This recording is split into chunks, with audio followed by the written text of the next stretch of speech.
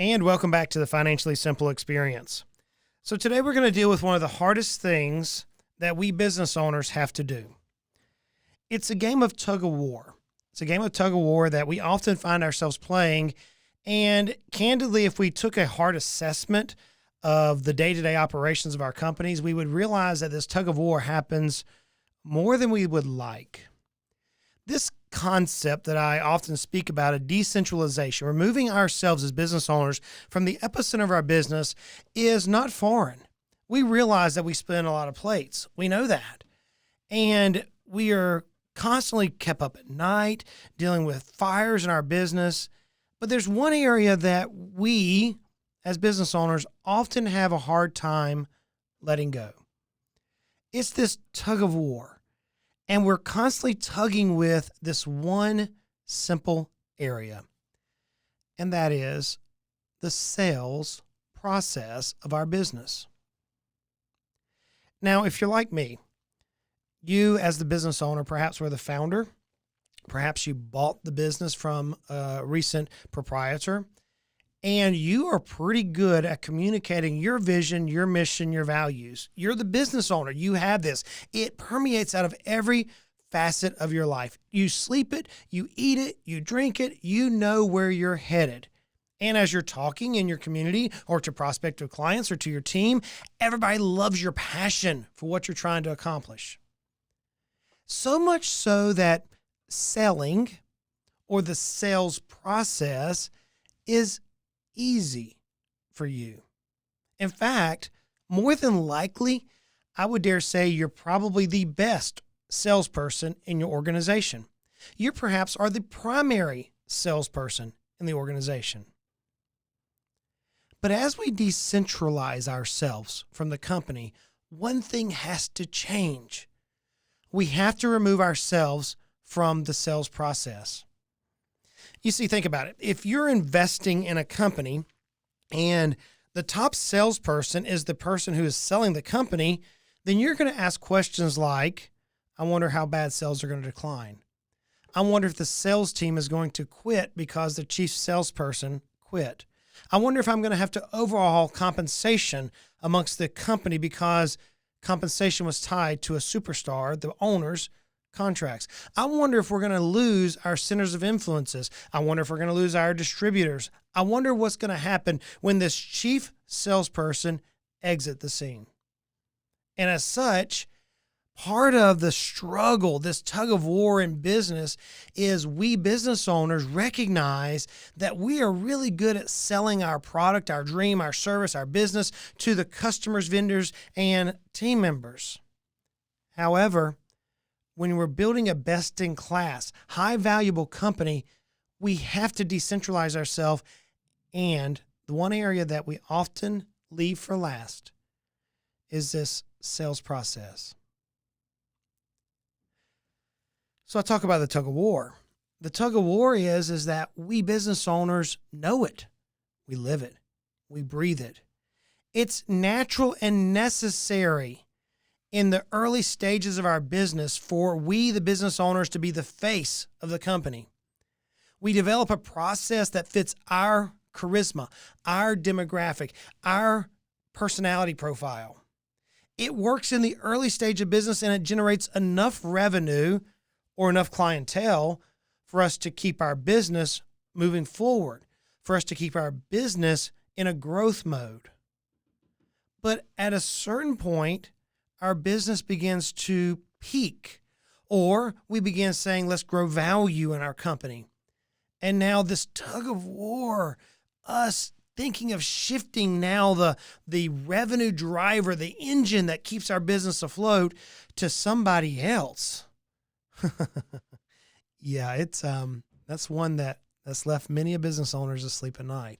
In fact, friends, I just completed a meeting. Just now walked out of a meeting with a client, and they said, Justin, I want to be the general manager in this process and the sales manager because no one can sell as good as me. They literally said that. And I laughed and I said, you know what's funny is I'm going to walk and record a podcast on how to identify and remove yourself from the sales process. And they started laughing. We had a little jib-a-jab with that. But I hear it ever so often. And friends, if I'm being completely authentic and transparent, I have to believe within myself that there's no one that can sell the aspirations I have for business owners as good as me. I believe that. Why? Because I've been doing it for so long. We're almost 20 years now. I've been working with business owners, and I eat it, I breathe it, I sleep it. It's not a job. It's a career. It's not even a career. It is me. And if you're really genuine with yourself, you, the salesperson business owner, is so intimately involved that this one decentralizing move to move us out of sales is often very tough. And so we have that game of tug of war that's happening. We realize we're pulling as hard as we can to decentralize ourselves, but yet we're pulling against ourselves on the other side. So what do we got to do? Well, we have to let go of the ropes. I was in a tug of war competition one time. I think it was a church event or a youth event or something somewhere. And we were, all of us guys on this particular event, I don't remember, there's 15, 20 of us on this big rope, like you would use, like the Marines would use to climb. It was a big rope, and we had the flag in the middle. We had a mud pit, and we're pulling, and we're not winning. And so all of us just simultaneously let go. And on the other side, everybody falls over, and everybody had a good chuckle. Then we ended up having a huge mud fight. You know how that goes with teen boys. It was fun. The danger is we've got to let go of the rope without having the sales process flounder. We've got to let go of the rope. The proverbial rope is us holding the sales process. We have to remove ourselves from the sales process without losing momentum. We need to let go of reposition ourselves from the anchor point on the sales team to now a coach of the sales team, and eventually completely out of the sales process through our decentralization mode. But we got to do so in such a way that the other team, in this case, the company, the revenues of the company, the other people who are relying upon the revenues don't fall because it could be catastrophic. It's not just a laugh at that point. So how do we do it? How do we, as owners, decentralize ourselves while at the same time building a sales process? Friends, I'm giving you from the trenches advice here. From the trenches, practical knowledge that I've walked so many people through, that I myself have done, that's led my company to substantial gains, that's led so many other business owners to gains. The first thing is we have to identify the steps. And you say, I don't have time. I'm doing so much now. I can't breathe. You want me to do more work? It's really simple. And the first thing we want to do is identify the steps. So here's my challenge to you. Here's a takeaway point that I'm challenging you to do. Pause the podcast right now. Come back to it now, but pause it. Grab your phone, hit the recorder on your phone, and talk through the points that you do as the chief salesperson of the company whenever a new customer knocks on your door, or when they come to your website, or that first point of contact. Walk through it. Define it, role play it, record it. If you can use a writer, or you can use someone like on Fiverr to take that recording and put it into a step-by-step process. You can do that very inexpensively. But you can find somebody that takes that recording and puts it into a process. So now you have recorded your step-by-step on what you think you do to define, or what you do in the process, the sales process. We call this the defining the process, or writing out the steps. Now look, every time I say that, I lose people. And you're saying, Justin, I don't have time for that. I'm telling you, it's this easy. Grab your phone, record what you do through a sales process, from the time that you talk to the person, talk to the recorder as if you're talking to a person. You know the questions that they're going to ask you. Answer the questions. You know the process that your product or service is going to go through. Answer that. And then take that recording, go to a Fiverr, which is a virtual assistant type of program. Find you somebody who can listen to that recording and give you a step-by-step analysis. You may have a 16-year-old daughter like I do that you could say, sweetheart, take this recording, write down what you hear me say, and put it into a process format. That's not you, the owner. We don't have time for it, but you can hire somebody to do it. And when I say hire somebody, friends, you're talking $20, $30, $40, $50, and that's it. Especially if you use a good writer who can listen to audible format for you and put it into a process. Now, that's just step one. That is you. The next thing I want you to do is I want you to invite a protege, somebody in your company that you think can replace you. Maybe you say, look, it's me by myself at this point. Great. Find another employee. Find somebody who can ride along with you or can sit in a meeting or can sit in the sales process, in an actual process, and listen to what you're doing. And while they're there, you want them to accomplish two things. The first is you want them to record everything you're doing. You want them to write out what they've heard. Have them write out the identical steps that you took. What you're going to have after this very first process, after the very first meeting, is you're going to have your process that you did by yourself, and now you're going to have somebody else's ears or eyes, listen to what you did with that customer or that client or that whole sales process. They're going to listen to it. They're going to write out what they saw. But I want you to have this protege go through this process with you 3 to 5 times. 3 to 5 times. Then you and the protege compare your notes. What you're going to see is you as the business owners do things naturally that you don't think are that important, but yet your protege picked up on that they thought was vital.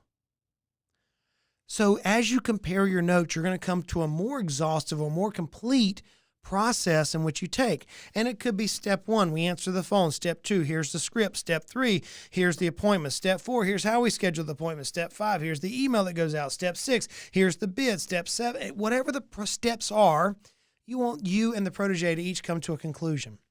Now here's where it gets fun. If you have that new or that seasoned salesperson that maybe is your number 2, as you might identify, you want to reverse the roles. Now, this is fun because it's hard. I like hard things. You want to sit with that protege or your associate salesperson, and you want to critique them. You want to change roles. You want to sit back and not say a word, let them go through what they think is the sales process that you took out, and you want to find the missing holes that they did. Now, what's going to transpire is you have 3 different points of view. You have your point of view in its purest sense. You have the point of view of the protege or the associate who's identifying what they think the key points you made. And then now you are looking at the protege saying, well, my goodness, they did exactly what I said, but I don't like the way that sounded. Or, you know what, had they done this, it would have been a little bit easier. And you're going to go through that process with that protege 3 to 5 times. You say, man, Justin, that seems like a lot. What are we after? We're after trying to identify the exact process, the exact verbiage, the exact scripts, the exact structure that led to your success of you as a business owner where you're at now. Friends, I can remember when I started this with Jeff, who you heard on the podcast several times, Mr. Jeff Jetter. He came in, he was a certified financial planner, and I wanted to teach him my process. So literally, he sat on the floor. It was fun. We were on phone calls or in video meetings, and it was during COVID as he was working through this process, and he was sitting on the floor listening to me talk through the sales process. And I had my notes already written down. He had his notes. We compared them, and then I listened to him, and I found holes. And then after that cycle, what transpired is I was able to totally remove myself as the chief point of reference on the sales process. It removed me to where now I had somebody and a process that I could train people to that led to the best-in-class advancement I saw in my company. So after you bring that protege along, then here's the rope release.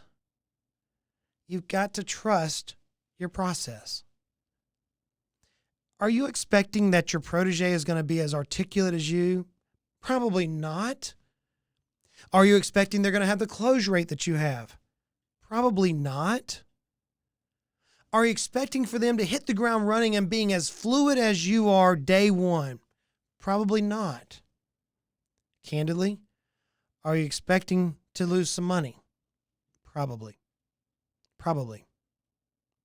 You say, Justin, man, yeah, I can look back and we laugh about it now, some years removed, but I can remember saying to Jeff, had you done this, you would have closed it. And I'm like, I could have closed that case, or I could have maintained that particular circumstance through this process. You missed a step. But it was only a short growing pain. And what I saw, friends, is as I removed myself from that particular point, I was able to place myself in other areas of the business which needed my skill set far greater than what I deemed as the greatest I had. So this release is hard. It's hard to let go of the rope. Friends, I was the chief salesperson for 20 years almost. And now to watch my team step into that role and hear their struggles that I dealt with 15 plus years ago, it's like repeating. And when they break the process, seeing the results and having to coach them to that point, it can be disheartening. But at the same time, it is motivating. It is inspiring. Why? Because I've realized that I'm decentralizing myself, and through decentralization, the value of my company is increasing. So friends, my challenge to you is this. Let's identify the process. There are basically 6 steps in a sales process. The first is going to be preparation. You've got to know your product. You've got to know your experience. You've got to know the customer that you're after. That's the preparation side. Next, you have the marketing or prospecting or lead generation section. Now, in our company, we use Financially Simple. That's no secret. I talk about it on the show oftentimes. But maybe you have a different marketing approach. You've got to make sure your marketing is bringing the right people to your point. Then the client makes contact or the customer makes contact. Maybe they walk in your store and now you're trying to qualify them. You're trying to see if they're ready to buy. And then we've given statistics on that through the marketing section on the statistical analysis that if somebody visits your website or schedules an appointment, that they are self-qualifying themselves to buy and that they have a high rate of close rate. It's often up for us to lose the sale if it's done right. So you're in that qualification phase. And now where we as owners often get our juices flowing, our charisma kicks in is this presentation, where we're now demonstrating the service or the product that we have and trying to demonstrate it to that qualified prospect exactly how our product or service can meet their needs. We love that. That's the sales side of it. We're addressing objections. We're showing demonstrations. We're walking them through those things. That's step 4. Then you get to the closing. That is asking for the sale. That's a hard thing for people who aren't salespeople to do. But candidly, I'm not a sales guy. I'm really not. I like to talk. I like to educate, but I have a hard time asking for the sale. And unless you've ever done some severe sales training, then you realize it's difficult to ask somebody for that price and look at them with confidence. And it comes over time. I can now look at somebody and say, yeah, we can solve your problems. Now it's going to cost you $15,000 a month, but we can solve your problems. I don't have a problem doing that now. But some salespeople often may have commission breath is what we call it, or lick a plate breath, or they are so eager to get their sale because they need to have it for their numbers. I talk about this on one of the podcasts where I talk about buying a vehicle, and that particular salesperson was so overly burdensome. They had to have the sale. They didn't care about me. So that closing is an art. It's fun.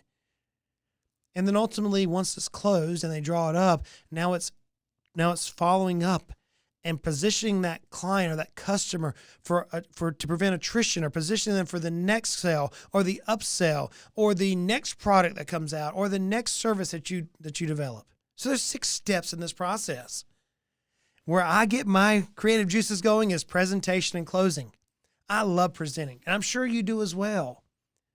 But as you think through those 6 steps of preparing getting yourself knowledgeable, and then you're trying to create the marketing approach, and then now you're qualifying the customer, now you're presenting or selling, whatever term you want to use there, and then you're closing or consummating the deal, and now you're trying to position them for long-term client position versus attrition, or position them for the next upsell. There's 6 steps in this process. So friends, as you're listening to this, Let me challenge you. Take some time. Record or write out your process. Everything you do. The verbiage you use. Record it. I like recording because then you can pawn it off on somebody else. You can hire somebody else to bring your recording and everything you do down to written format. I like that. I do that consistently. Then once you get it into written format, then you bring a protege alongside. You let them critique you, write down what they see, and then you flip it and you critique them. Then once you have those three-prong approach, now you have a pretty exhaustive, pretty comprehensive approach to what has led to your success. Then friends, it's time to let go. You're the business owner. You're the business owner. As the business owner, your job is best utilized setting direction and vision of the company, showing the team where you're headed. Through decentralization, you increase value. Don't forget it. This one thing that I know we all hold on to, we have to let go. So I implore you, I beg you, I try to motivate you at this particular point to let's create a sales process that we can duplicate and remove ourselves from the sales process altogether. Friends, I hope that helps you. Remember, we're trying to grow value because we will sell our business at some point. That's what we're aspiring for. We want to reach our personal aspirations. We want that dream, man. We want that dream that we had when we first launched in business. Decentralization is the answer. So friends, until next time, I realize life is hard. I get it. It is. Life is hard. Doesn't have to be. Let's continue to make ourselves at least financially simple. Y'all make it a great day.